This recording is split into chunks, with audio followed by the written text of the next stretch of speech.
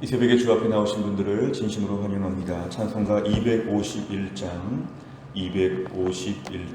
찬양드리겠습니다.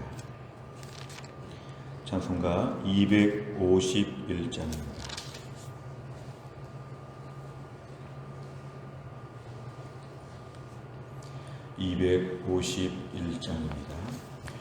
놀랍다 주님의 큰 은혜, 우리의 죄를 속하시려 갈보리 십자가 위에서 어린 양 보혈을 흘렸네.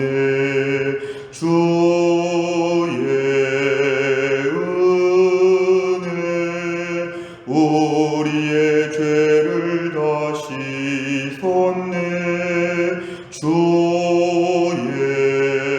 은혜 우리의 죄를 다 씻었네. 죄악은 성난 파도같이 우리 영혼을 위협하나 헤아릴 수 없는 주네. 십자가에서 보이셨네. 주의 은혜 우리의 죄를 다 씻었네. 주의 은혜 우리의 죄를 다 씻었네. 죄악에 물든 영혼들을 주께서 피로 씻으시네. 지금도 흐르는 그 피에 눈보다 더위게 씻으라. 주의 은혜 우리의 죄를 다 씻었네. 주의 은혜 우리의 죄를 다 씻었네. 비할 수 없는 그 은혜를 믿는 자에게 거저주네. 형제여 주 앞에 나와서 더 지체 말고 고받으라. 주의 은혜 우리의 죄를 다 씻었네. 주의 은혜 우리의 죄를 다 씻었네. 아멘. 하나님 말씀은 갈라디아서 3장 10절에서 14절입니다. 갈라디아서 3장 10절에서 14절 신약성경 305페이지에 있습니다.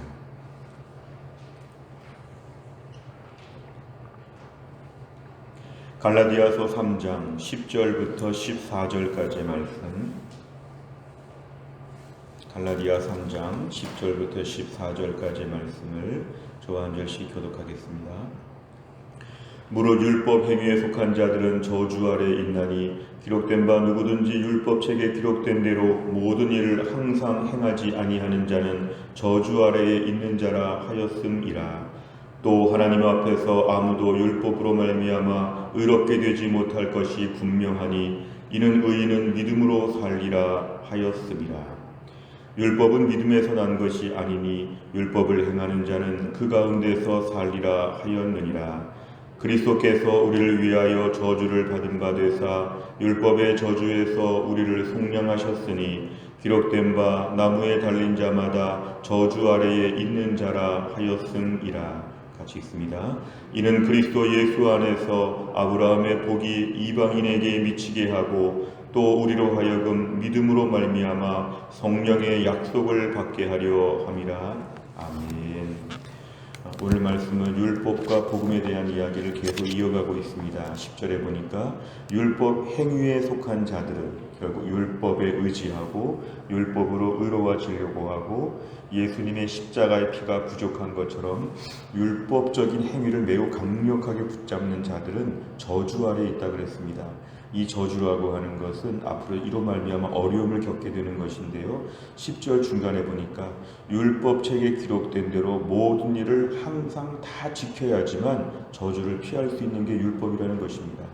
율법 중에 90점도 필요 없고 80점도 필요 없고 만약에 율법으로 우리가 의로워지려면 100점, 1000문제가 있으면 1000문제를 다 맞춰야 되는, 그러니까 율법으로 의로워지는 방법은 불가능하다는 것입니다. 흔히 율법을 한 90% 지키면서 매우 의롭다고 생각하는 건 착각이고, 율법은 모든 일을 항상 행해야지만 율법으로 의로워질 수 있다. 그러니까 율법 아래에 있는 자들은 이런 것을 모르고 계속 율법으로 지금 뭔가 의로워지는 걸 추구하고 있다는 것입니다. 11절에 보니까 아무도 율법으로 말미암아는 의롭게 되지 못할 것이다. 인간의 죄성을 가지고 하나님을 완벽하게 만족시킬 수 있는 방법은 없다. 아무도 율법으로 의로워질 수 없다.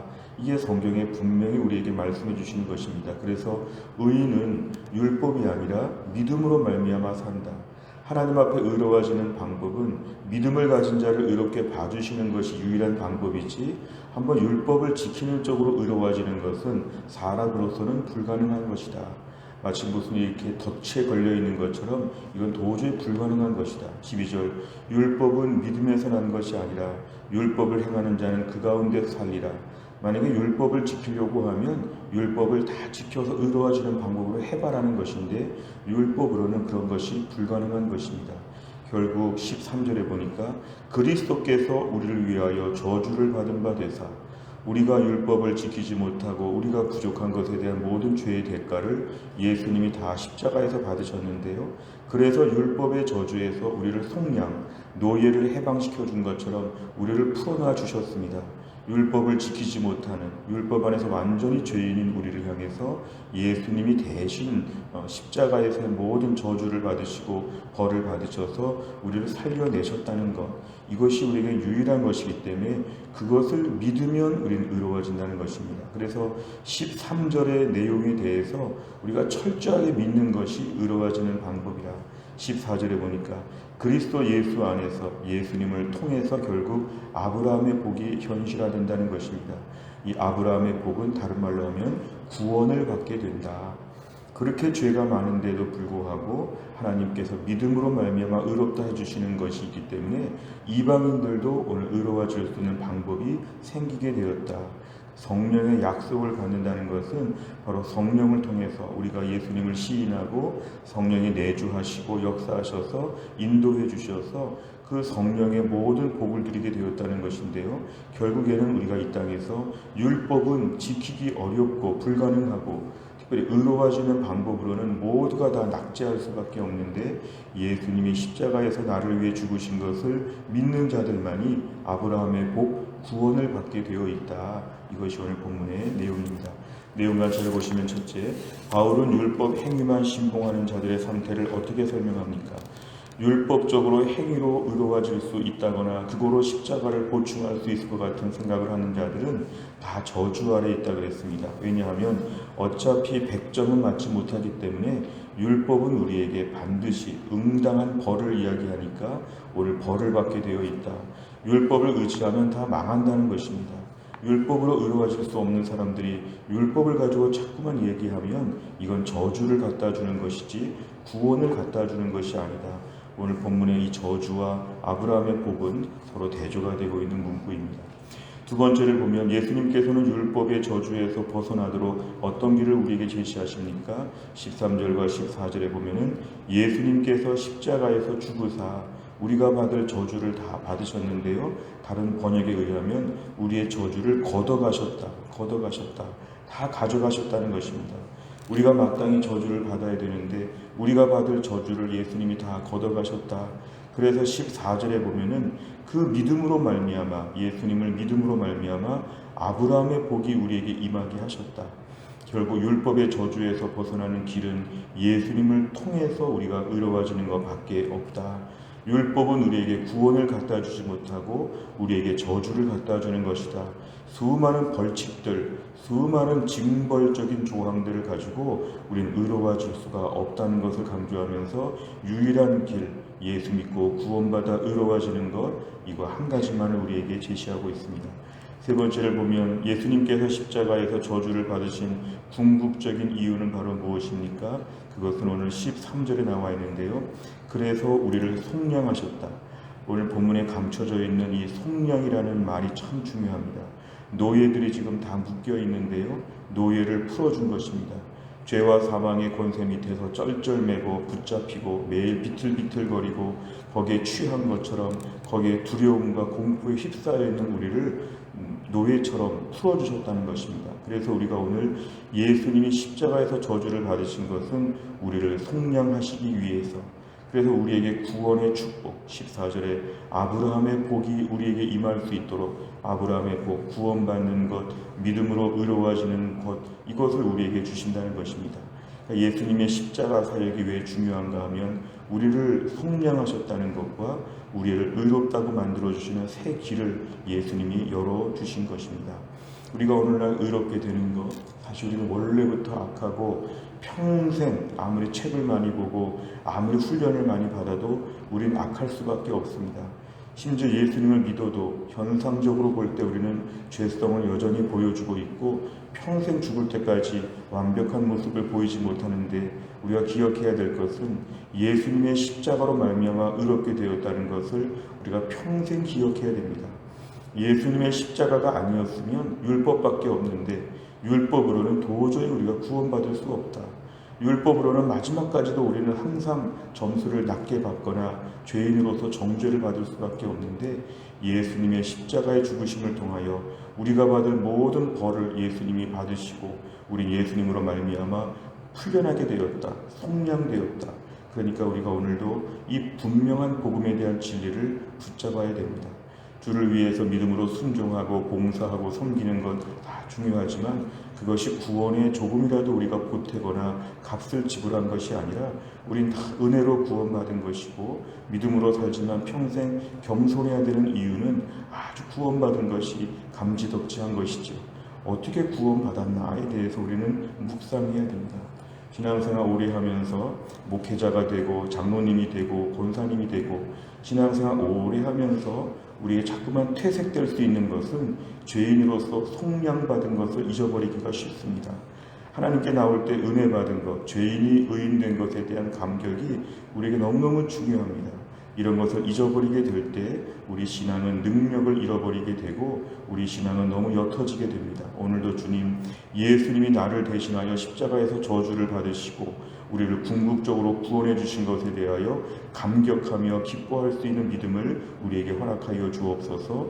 거기서 능력이 뿜어져 나오고 거기서 성령의 능력으로 순종하고 거기서 주를 위해서 힘써 일하는 것, 이것이 순차적인 믿음의 과정입니다. 네 번째를 보면 율법의 저주에서 우리를 속량하시기 위해 십자가 저주를 받고 죽으신 예수님을 보며 무엇을 느낍니까? 우리가 오늘도 이 예수님을 매일매일 묵상하는가, 이걸 질문하고 있습니다. 오늘 내가 얼마나 죄인인데 어떻게 구원을 받았고 얼마나 의로워졌고 얼마나 크신 사랑을 받았는가에 대해서 오늘도 하루에 5분이라도 잠시 중간중간에 묵상해 보시기를 바랍니다.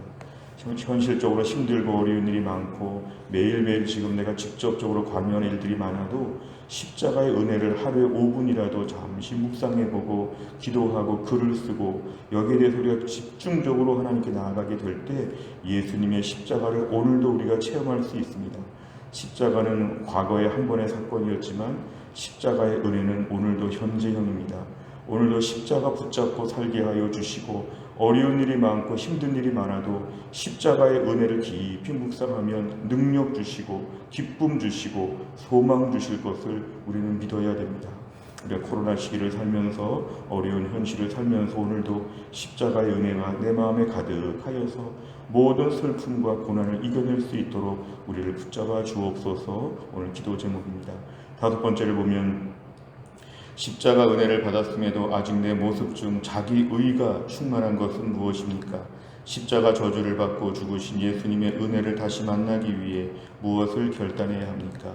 오늘도 나의 의는 아무것도 없다고 인정해야 됩니다. 상대적인 의로움을 가지고 의롭다고 말할 수 없고 우린 절대적인 죄인이라고 고백하고 오늘도 예수님의 은혜 한 가지만을 묵상하는 것이 필요합니다. 나의 죄인됨을 묵상하고 십자가의 은혜를 묵상하게 되기 위해서 오늘도 우리가 하루에 시간을 내서 기도하는 것이 필요하고 묵상하는 것이 필요합니다. 오늘도 주님, 나는 죄인인데 예수님이 나를 위해 십자가에서 죽으셨습니다. 저도 십자가 위에 올라가서 죽고 저도 예수 안에서 새롭게 사는 삶을 오늘도 감당하게 하여 주옵소서. 마음이 거칠어지거나 무뚝뚝해지지 아니하도록 구원의 감격으로 기뻐하며 춤을 출 수 있는 영적인 충만한 은혜가 우리 가운데 있게 하여 주옵소서. 오늘의 기도 제목입니다. 또한 나를 살면서도 죄인인 나를 위해 죽으신 예수님의 사랑이 하루 종일 내 마음에 가득할 수 있기를 주의 이름으로 축원합니다. 기도하겠습니다. 하나님 아버지 감사합니다. 오늘도 우리에게 새날을 열어주시고 주 안에서 나그네 인생길 또 하루의 여정을 시작할 수 있도록 우리를 깨워주시고 붙잡아주심을 감사합니다. 오늘의 말씀을 통하여 율법으로는 절대로 의로워질 수 없는 우리들의 모든 죄성과 허물을 저희가 인정합니다. 예수님께서 우리 대신 십자가에서 모든 저주를 받으시고 모든 형벌을 받으시고 율법의 저주에서 우리를 속량하여 주시어서 우리를 의롭다고 해주시고 천국 백성 삼아주시고 구원해 주신 것을 다시 한번 저희가 들었습니다. 아버지 하나님, 예수 믿은 지 세월이 오래 갈수록 이런 점에서 무뎌지고 너무 당연하게 여겨지고 어느 정도 의로워져서 어느 정도 상대적으로 나는 의롭다고 생각하는 생각들, 십자가의 은혜는 자꾸만 내려가고 나의 의가 높아지는 이런 교만함의 모습을 용서하여 주시고 오늘도 완전히 부패한 죄인으로서 하나님 앞에 엎드리게 하여 주시고 십자가의 은혜가 얼마나 큰지를 감격하게 하여 주시고 또한 나를 살면서도 나의 의가 아니라 하나님의 의를 붙잡고 살게 하여 주옵소서. 오늘도 예수님의 십자가의 골고다 언덕에 올라가 그 피 묻은 예수님의 십자가를 만져보고 그 십자가의 구원의 은혜와 감격으로 내 속에도 눈물이 흐르고 기쁨이 흐르고 주 안에서 다시 한번 소망이 생길 수 있도록 우리의 믿음을 붙잡아 주옵소서. 하나님 또 한 날을 시작하면서도 오늘도 하루의 일정을 주님께 의탁합니다. 하루 종일 주님과 동행하게 하여 주시고 하루 종일 주님이 부어주시는 하늘의 복을 받으며 살 수 있도록 하나님이 함께하여 주옵소서. 몸이 아프고 마음이 아프고 삶이 곤고한 해성교회 모든 성도들 어디 있든지 하나님이 돌보아 주시고 있는 자리에서 전능하신 하나님의 그늘 아래에서 그 안에서 기뻐하며 안심하며 충만하게 살 수 있도록 붙잡아 주옵소서. 한날의 일정을 주님께 의지하오며 예수님의 이름으로 기도하옵나이다. 아멘. 매주 수요일마다 기도하는 100대 기도 제목은 양육과 훈련을 통한 성도들의 영적 성숙과 성장을 위해 43번에서 56번까지 오늘 기도해 주시기를 바랍니다. 주기도문 하겠습니다. 하늘에 계신 우리 아버지여, 이름이 거룩히 여김을 받으시오며 나라의 임하옵시며 뜻이 하늘에서 이룬 것 같이 땅에서도 이루어지이다. 오늘날 우리에게 일용할 양식을 주옵시고 우리가 우리에게 죄 지은 자를 사하여 준 것 같이 우리 죄를 사하여 주옵시고 우리를 시험에 들게 하지 마옵시고 다만 악에서 구하옵소서. 대개 나라와 권세와 영광이 아버지께 영원히 있사옵나이다. 아멘.